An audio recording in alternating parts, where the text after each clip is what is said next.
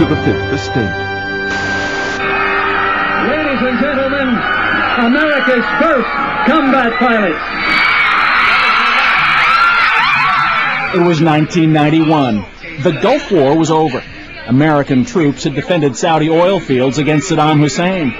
Now the U.S. could continue to enjoy the economic security which came with all that Saudi oil.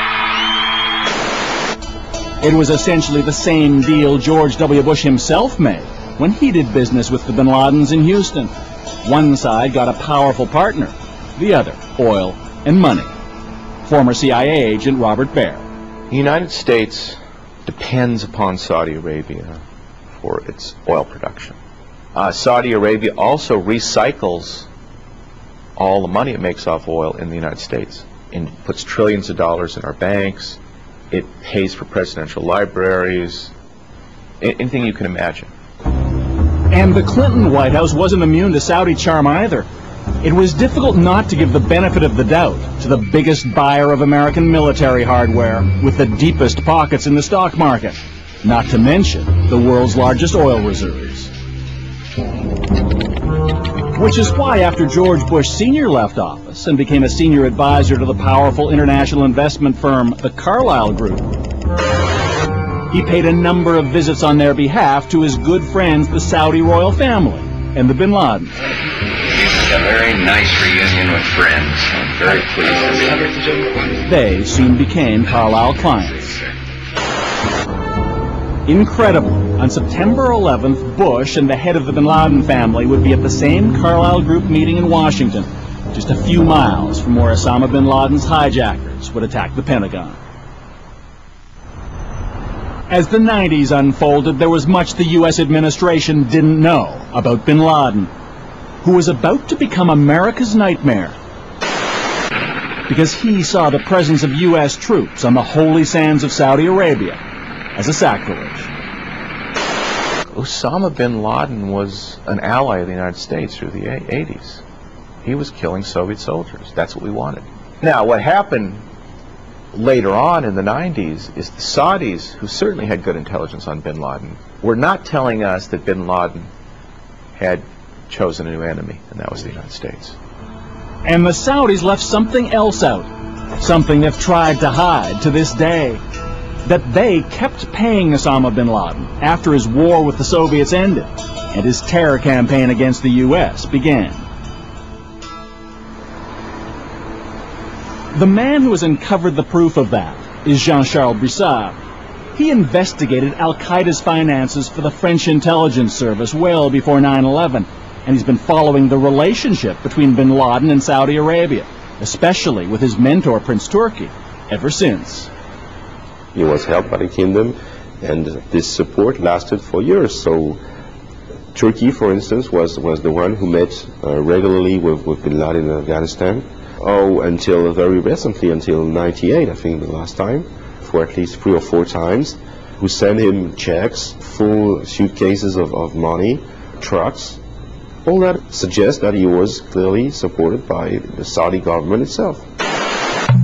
Brissard says though bin Laden despised the royal family, he secretly agreed to set that hostility aside in exchange for continuing financial support. In other words, protection money. The Saudis deny it ever happened.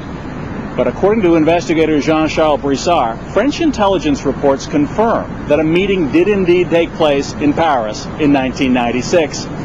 Osama bin Laden himself didn't come, but a senior representative did.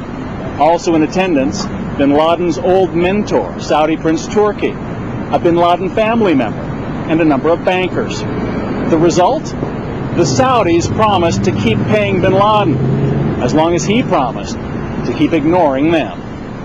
According to Brissard, one of those who came to this Paris hotel for that meeting was none other than bin Laden's brother-in-law, Khalid bin Mahfouz, the same man who once financially supported George W. Bush, now negotiating payoffs to Osama bin Laden.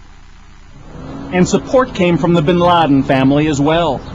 They publicly proclaimed they'd disowned Osama, but privately, Brissard says, they sent him equipment and money. The company like the Saudi bin Laden Group is providing all the tools to Osama bin Laden to build a road or an airport in Sudan, yes, there are clearly financial backers of Osama bin Laden, yeah. So how much in all did the Saudis contribute to Al-Qaeda? Estimates are that before 9/11, bin Laden spent about $50 million a year, the vast majority of them from Saudi Arabia. What exactly is that? That's one of the documents that were recently seized by our team in Afghanistan, signed by Mullah. From Bosnia to the Sudan and Afghanistan, Jean-Charles Brissard has discovered an Al-Qaeda paper trail that he says proves what the Saudis are still denying. This leads you to believe it's $2 million, which originates where? Oh, he stated that it originates from the head that is provided by Saudi Arabia. Millions in Saudi foreign aid diverted to Al-Qaeda. Financial support for terrorist training camps in Afghanistan like this one. Camps run with money, funneled through a Saudi charity, funded, managed, and supervised by royal family members. They knew everything.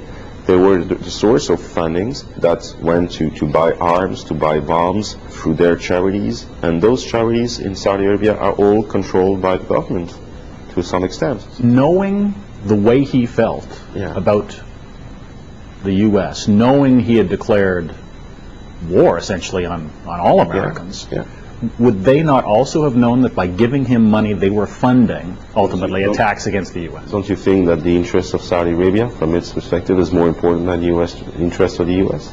That's what we experienced, that's what we've seen in the past.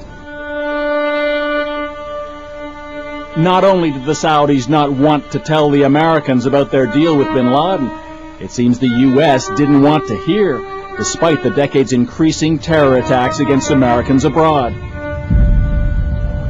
1995, a bomb in Saudi Arabia kills 5 U.S. soldiers. 1996, 19 American servicemen die in another Saudi bombing at the U.S. military's Khobar Towers barracks. 1998, more than 200 perish when truck bombs devastate 2 U.S. embassies in Africa. 2000, an explosion tears apart the USS Cole. 17 American sailors are killed. Though Osama bin Laden was obviously responsible for the majority of those deaths, U.S. intelligence effectively ignored the place that was his recruitment hotbed. The U.S. attitude remained, hear, see, and speak no evil.